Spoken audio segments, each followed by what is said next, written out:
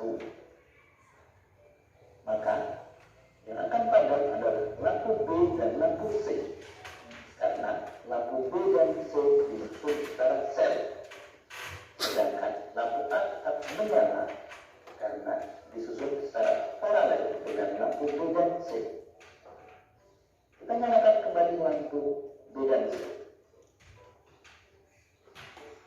Selanjutnya, jika kita matikan saklar 2, maka yang padam adalah lampu A, sedangkan lampu B dan C tetap menyala. Kita nyalakan kembali saklar 2. Namun, jika kita matikan saklar 3, maka semua lampu akan padam, karena jika saklar 3 mati atau terbuka, maka akan menjadi rangga terbuka, sehingga arus listrik tidak dapat mengalir. Baik, cukup ya. Sudah lihat tadi? Coba perhatikan ini, ketika saklar 1 on, maka lampu yang menyala lampu B dan C. Ketika saklar 2 di on, maka lampu yang menyala adalah nah, kenapa coba? Kenapa kira-kira? Ada apa? Kenapa ketika saklar 1 on, B dan C menyala? Karena rangkaiannya beda. karena apa? Tadi dengar tak? Karena ada rangkaian seri dengan rangkaian paralel menurut Aulia. Yang lain? Apa kira-kira penyebabnya? Nah, baiklah. Sekarang coba perhatikan kembali ke depannya. Kita lanjut. Tadi pada saat saklar 1 menyala, saklar 1 on, 2 lampu yang menyala, sama halnya tadi ketika alfa menekan saklar, pada saat satu saklar yang ditekan 2 lampu menyala. Oh, kenapa bisa 2 lampu menyala sementara 2 lampu lainnya tidak menyala? Dia akan menyala bersamaan karena dia dirangkai seri. Kalau dia dirangkai seri, coba perhatikan, saya tuliskan di depan, misalnya ini lampu.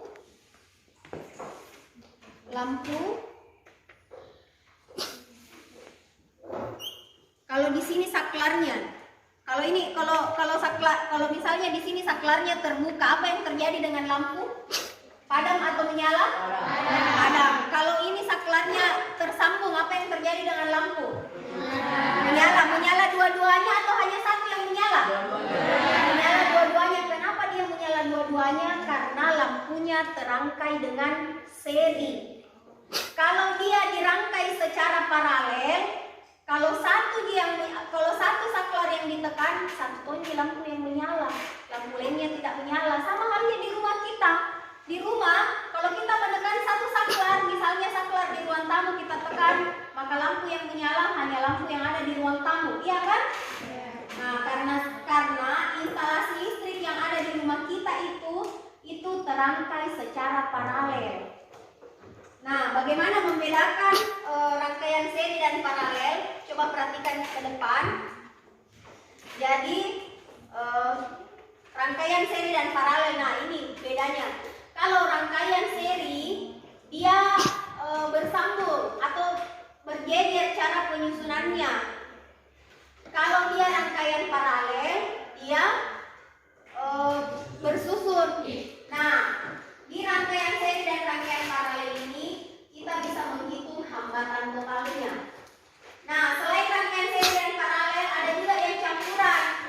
Sudah ikut seri, ada juga paralelnya, seperti gambar yang tampak di depan kalian. Ini ada serinya, ada juga paralelnya.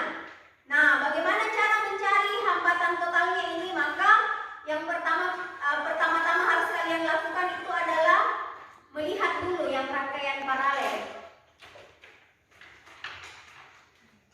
Coba perhatikan, jadi lihat dulu yang rangkaian paralelnya dulu yang dilihat. Itu dulu yang dicari hambatan totalnya. Seperti pada rumus yang telah disampaikan tadi. Nah, ini dapat hambatan totalnya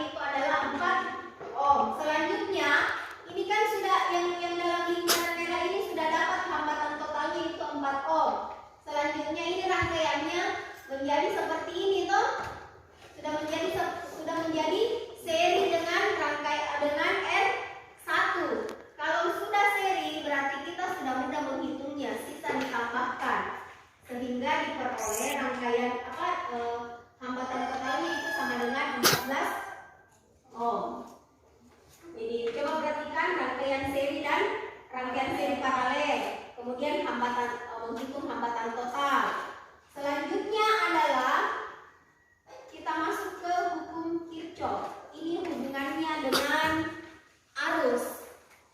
Ketika ada arus yang masuk di suatu percabangan, jelas tak gambarnya di atas? Ada tanda panahnya I1 masuk atau keluar? Coba perhatikan. Tanda panah I1 ini I1. Masuk, tanda panahnya masuk atau keluar? Masuk ya.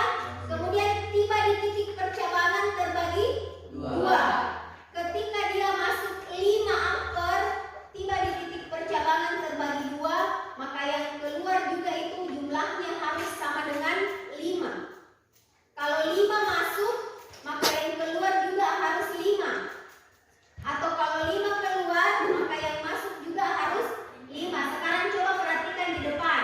Yang masuk 5, keluar ke I2 3. Maka nanti di I3 berapa? Berapa? 2. Ya, betul sekali. Jadi itulah hukum Kirchhoff.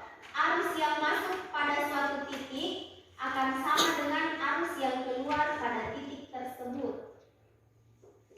Ada yang ingin bertanya sampai di sini? Sebelum kita lanjut untuk praktek.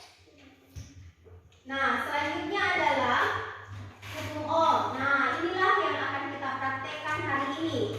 Hukum Ohm itu adalah V atau tegangan. Tegangan pada suatu rangkaian itu sama dengan arus dikali dengan hambatannya. Yang akan kita lakukan hari ini mengukur besar tegangan sebuah rangkaian dan mengukur arusnya. Mengukur tegangan menggunakan voltmeter. Kemudian mengukur arus dengan menggunakan ampermeter. Baiklah, silahkan dilihat di situ di lembar kegiatannya. Kemudian kita beralih ke meja praktek di belakang untuk melakukan pengukuran arus dan tegangan.